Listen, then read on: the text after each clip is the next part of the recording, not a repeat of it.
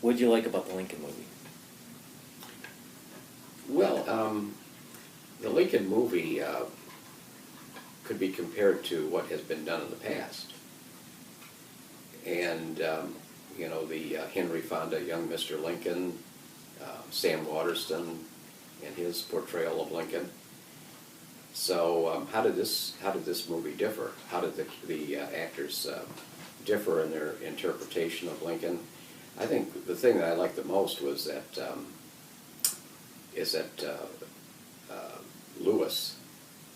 Dave Lewis was really the epitome of Lincoln. I mean, when you looked at his portrayal of Lincoln, it came as close to Lincoln as you could probably come on the screen. And the other performance that was done by the actor who played William Seward, I think, was equally well done. The casting for that character was extremely well done. And Stewart was the Secretary of... Seward, yeah. Seward was the Secretary of State. Secretary of State. So the combination, I think they played well together. And that was very accurate because William Seward had unlimited access to Lincoln, which, much to the chagrin of other cabinet members like Chase and Wells. So that was quite accurate, and you could see the growing understanding and friendship between the two. That it didn't start out that way when Lincoln first took office. So I thought that was well done. The downside of any film portrayal of Lincoln, any historical event, is that they tend to gin up the audience, the viewing audience, with an over-dramatization of the event or the characters. And the events are speeded up in time, of course, because of the time limitations of the movie. So that's always a downside. I thought that the political wrangling that went on with the senatorial passing of the 13th Amendment was well done. It emphasized the sausage making that people talk about in terms of legislation. How realistic was that? Well, I think it was very realistic because you have to keep in mind that at that time, before the advent of the civil service examination, that political patronage was a payoff. Whether you were being made the head of the government land office in Springfield, Illinois, or you were collecting the tariff at the Port of Boston or Port of New York, or becoming a postmaster at some large city. This is the way politicians supported or paid their political patrons. So that was quite accurate. In some minds, it probably called into question Lincoln and this iconic view that many Americans have of Lincoln, that he was this pristine individual who would never have delved in those levels of politics. But Lincoln, above all things, Lincoln was a masterful politician. And this is the way politics was conducted, really, at that point in time. What I got out of the movie was how determined Lincoln was. But he was also a very depressed person. And I don't think the movie really captured that part of his character, is the manic depressant type individual he was, even though he was a determined individual. Maybe because he was a depressed individual, that's why he was so determined, I'm not sure. But the movie didn't really capture some of his depressed states. It captured the weight of the country and how it aged him. I think in the movie it talks about, I think one of the senators were saying how he aged so much in the last few months or something like that. I believe Grant meant that he had aged 10 years since the last time he'd seen him. Yeah, something like that. First of all, They were sitting on the porch. Yeah, Yeah. but the question regarding mental stability, yeah, I think you have to compare Lincoln to Mary Lincoln, Mary They're Todd both Lincoln. crazy. Mary Todd Lincoln, medical historians today basically view her as manic depressive, as a bipolar, what's known today as bipolar. And she had these manias that are symptomatic of bipolar depression. One of them was the idea that she was going broke, which her son Robert tried to convince her, get her out of the thinking of that she didn't have enough money to live on. And the other was buying clothes, of course, which was her shopping trips were legion. She spent 11 of them in New York and I believe also Philadelphia during the 4 years that Lincoln was president. But what about Lincoln? Where does that put him? Lincoln was a melancholy individual who kind of fell back into his own little man cave during discussions with people, quite to their consternation sometimes, that he kind of, distanced himself from people. His melancholy really was derived from some early losses in his life of 3 significant females.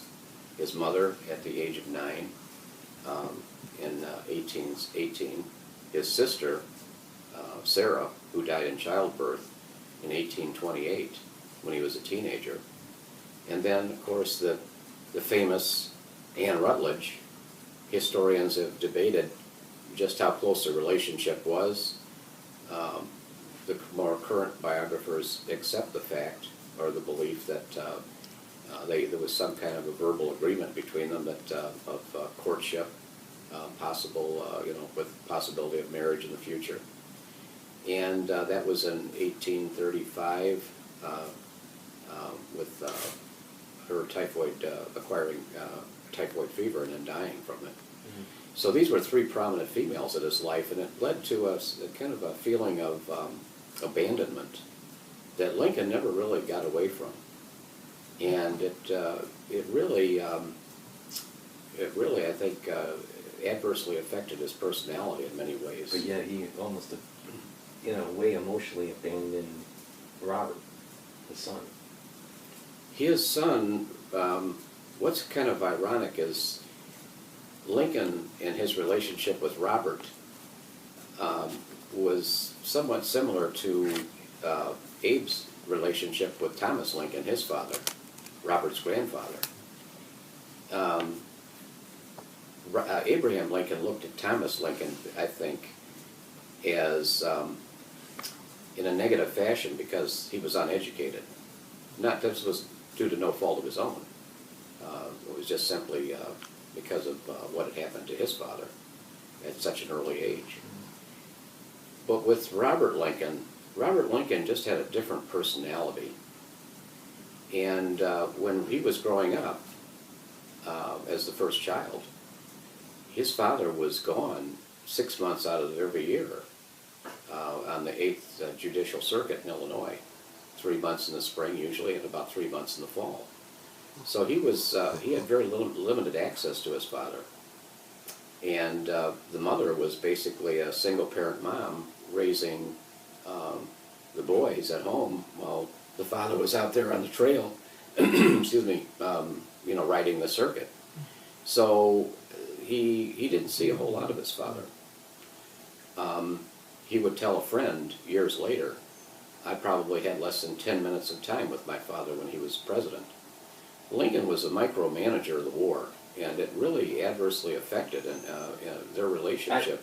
I think the movie portrayed that micromanaging, especially in the scenes where he's in the room where the telegraph is.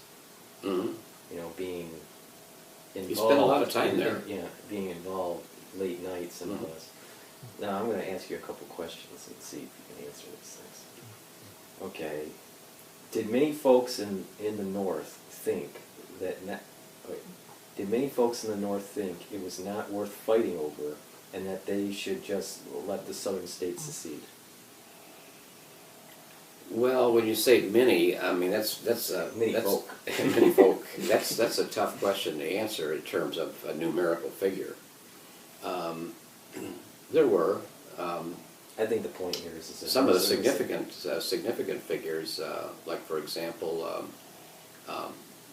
Winfield Scott, who was the head of the Army, the commanding general of the Army when Lincoln became president, felt that way, that the South, to engage in a civil war with the South was not the right way to go. He would eventually come around to, so he was a pacifist.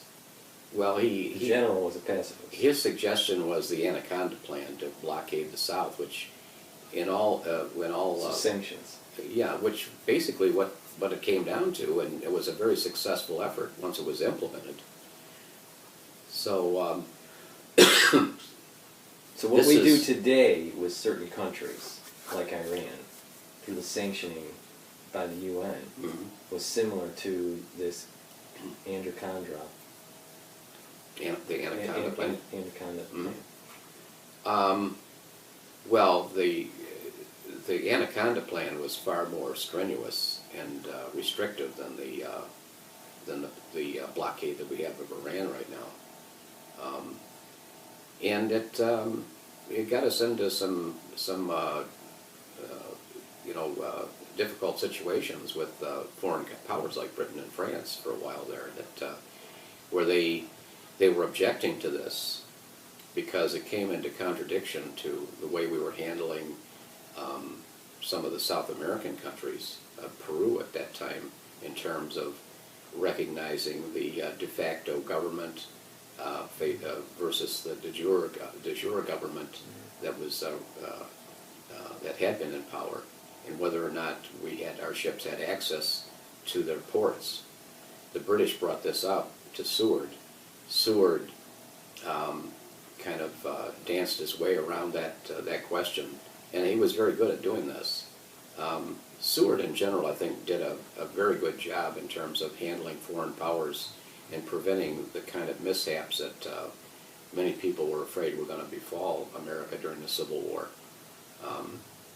So I think that there was probably a big part of the United States at the time, before the war actually commenced, but the rumblings were starting that they were anti-war, that they were, especially in New York. I think New York probably was a good barometer of this at the time, was that, my understanding is that they didn't want the Civil War. Kind of similar, they didn't want us to go into Iraq or Iran, or not, Iraq and Afghanistan after 9/11. That even if certain things really question statehood,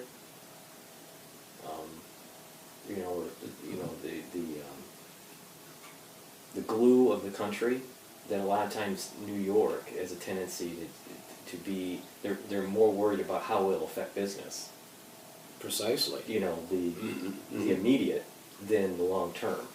New York. The long term, effects of what's going on. It was said at that time that New York bankers would say that the South is our best customer, and they were. New York, the banking industry in New York basically financed the acquisition of slaves through middlemen, financed the shipping and the insurance on the ship, and they underwrote all this, and that was so when the cotton was no longer available to them, that was a real blow to the banking industry, and that's the business of New York is business. So I think that was the underpinning for that. It's important to understand that not all northern states were really for the war at the beginning, and not even all states, even though they were supporting the North, were really that enthusiastic of participating in this long 4-year war. Well, take for example the Midwest. Because of the interconnections economically. One of the concerns of the Midwestern states in the North was the apprehension that the Mississippi River, as a conduit for their farm produce, was going to be cut off to them. And they were very concerned about that until we got to the point where the rail situation was such that the excess produce could be shipped to the east, to other states, and then eventually, of course, to foreign countries like the wheat surplus and so forth. So that was a concern. So when was it that the northern states, the ones that were sitting on the fence, or were, I would classify them as more passive, ended up really galvanizing for the war effort? I mean, was there a point in the war where that all the northern states actually said, okay, we have to win? In the beginning, it was like, well, do we really need to go to war? Maybe not. But there must have been a point where the northern states solidified and went full bore with the cause. Well, some historians, like, for example, James McPherson, in his Battle Cry of Freedom, point to a specific time in the war when people bought into the idea that this was really their war. Up until that time, and that was like around 1863, the war was not going well for the Union up until the summer of 1863. So there was even less incentive to really be positive about participating in it and supporting it. The victories at Gettysburg and Vicksburg, and then in November at Chattanooga when Grant's army defeated Braxton Bragg at Chattanooga and broke the siege there, introduced Lincoln to the idea that of announcing a proclamation of amnesty and Reconstruction in December of 1863. So these are all prior to the setting in the movie. Right, exactly. The movie basically dealt with the last 4 months of Lincoln's life, which was the wrangling over the 13th Amendment. So the Northern support for the war grew even more tenuous during the draft, where many men began to to really see that this was their fight too, not just for volunteers. The volunteers had been pretty much used up to that point. The volunteer spirit was dying out. Many people did not see a light at the end of the tunnel, and they were really horrified by these catastrophic casualty lists. So it's not an easy question to answer. You get a mixed picture of support for the war based on your geographic place and time, and also just who was winning on the battlefield. Civil wars are seldom popular, so there was a business component. There was a business component, there's a psychological component, yeah, agricultural component. So okay, next question. What was the importance of keeping the Union together? This kind of dovetails into the first question. Well, the Union, in keeping the Union together, what you're doing basically is acknowledging, or forcing acknowledgement in this case, of a higher form of federalism that existed with the Articles of Confederation. The way the South viewed the Union prior to the Civil War was that the states were co-equal and actually could refuse to comply with federal law. When you mean by co-equal, you mean co-equal to the federal government, not amongst each other. Well, they were that all states had that states' rights and states' sovereignty was above federal. Well, according to the Articles of Confederation, each state had one vote. So the focus of the Articles was the state. With the Constitution, with the ratification on a state-by-state level of the Constitution, there was a tacit acknowledgement of a higher form of federalism where in the preamble of the Constitution, which states we the people of the United States in order to form a more perfect union. More perfect than what? Than the Articles of Confederation. So they were acknowledging a higher form of federalism. The southern states viewed this differently. And you have to go back to an earlier period, 1800, 1801, with the Kentucky and Virginia Resolves written by Jefferson and Madison. That's basically stated that if a state viewed a federal law as contrary to their best interests, that they could just simply nullify it and just not comply with it. Of course, these resolves were written as in opposition to the Alien and Sedition Acts that were unpopular during the presidency of John Adams. So this was kind of the precursor of nullification that was being advocated by John Calhoun, the senator from South Carolina, during the Jackson presidency, when he was basically suggesting that the South could secede in opposition to the tariffs that were kind of viewed negatively in the South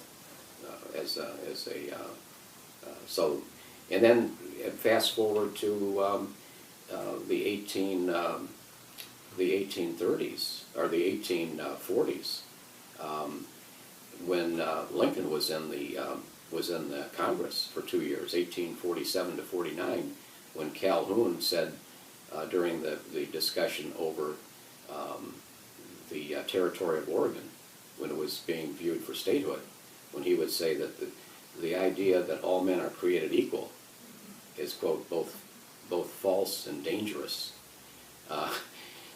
That's what he's doing there is basically stating that the American narrative is wrong.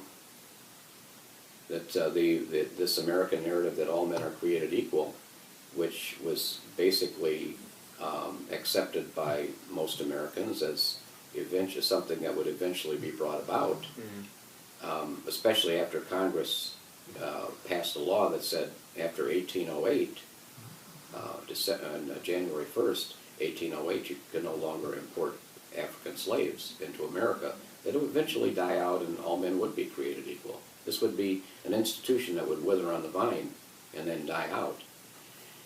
So, but the South had the opinion that if things didn't work out their way, that this was their option of just leaving the Union.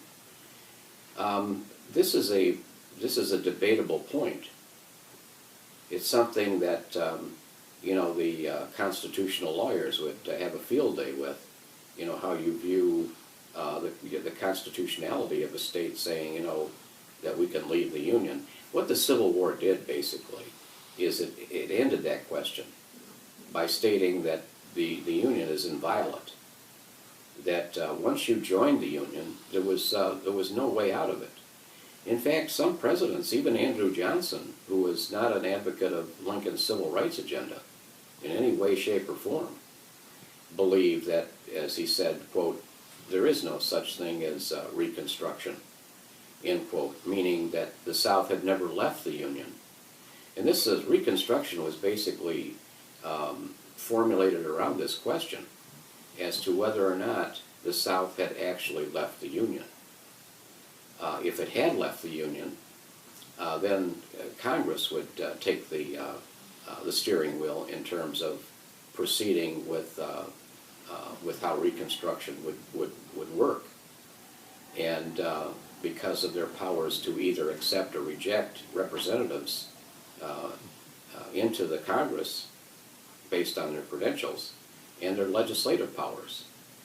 Now, if you believe that Congress, if you believe that the South had not left the Union, then basically the president, because of his powers of amnesty and pardoning, that he would basically direct Reconstruction. Okay, so in the movie, they're debating the 13th Amendment. Mm-hmm. It's in the state house. It's in the state. It's in the Senate. It's in the Senate. Now, the states that seceded from the Union Mm-hmm. during this war period, were those states represented in the Senate? No, they would not be. What's interesting is that during the Andrew Johnson's administration, They're out. They're out of the Senate because they left. They, right, quote, kind of right. left the Union. Exactly.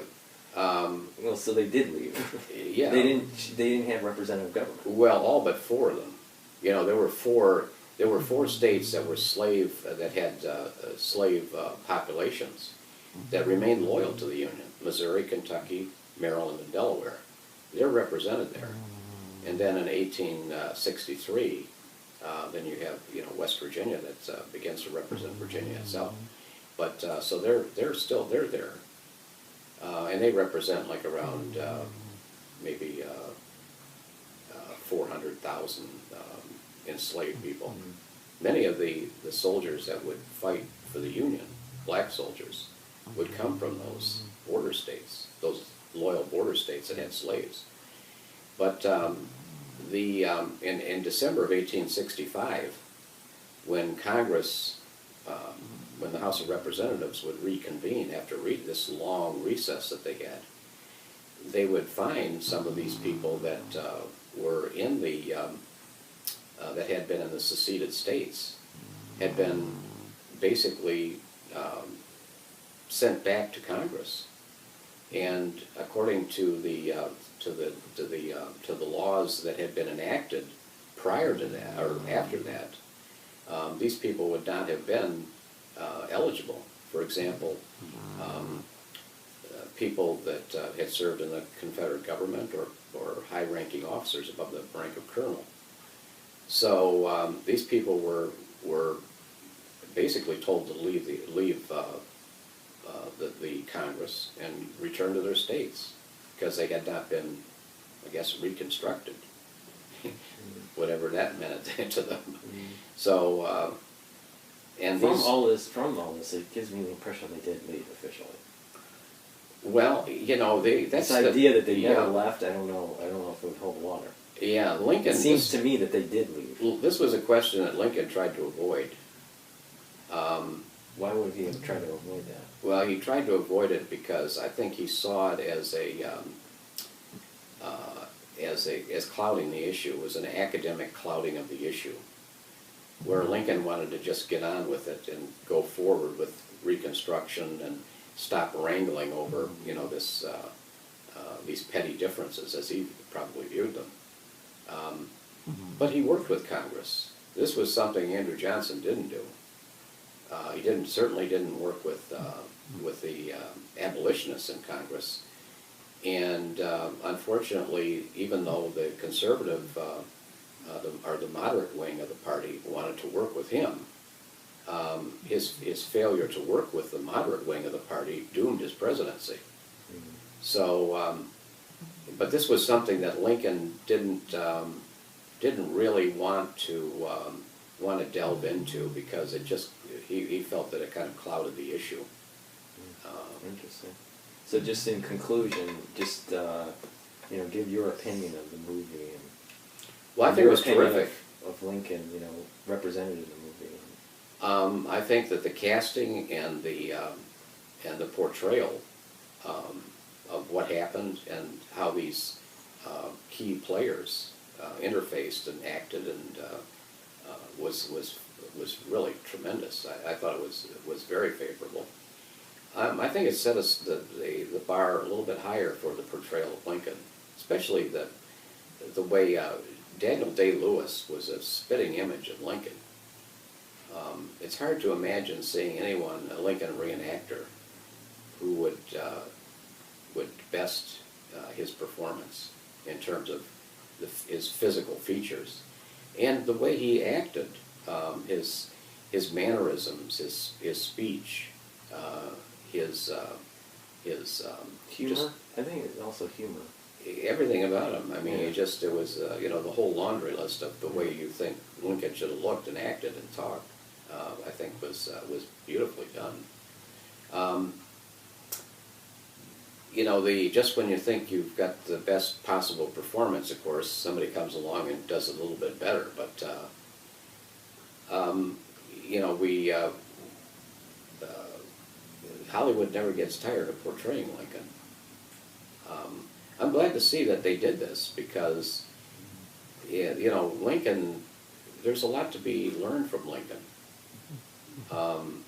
There's a lot of confusion, misunderstanding about Lincoln, his position on slavery, a lot of things. His upbringing, his view of religion. There's a lot of misunderstanding about Lincoln that I think the modern generation would do well to study his life in depth and get a better understanding. And you know, this was an older technology, of course, back then. But many of the ways that Lincoln solved problems and dealt with life could be, you could, you know, learn from it today. So what was Lincoln's religion? Well, that's a totally different story here. Lincoln, a lot of historians really inaccurately portray Lincoln's position on religion and just how religious he was. Some of them mentioned in the presidential series, book series on Lincoln, it was mentioned that, you know, he never attended church and you know, he was not a religious person. Well, it's not true. You know, the leading authorities on Lincoln and religion show Lincoln attending church. What the kind Presbyterian, of church? the Presbyterian church, Presbyterian? yeah, in Springfield and in Washington. And he was a deeply religious man. All you have to do is look at the second inaugural address. More, as one historian, Ron White, put it, it was a sermon, basically, instead of a speech. As I recall, counting and looking at the speech myself, counting the word God in it, I think it was 11 times.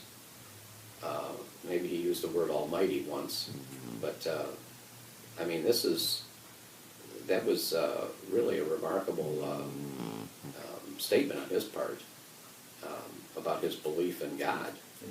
Maybe not a formalized religion. Lincoln never really formally joined a church. His wife did. See, I viewed Lincoln in the same context as maybe Jefferson, in terms of religious, yeah, a deist instead of a theist.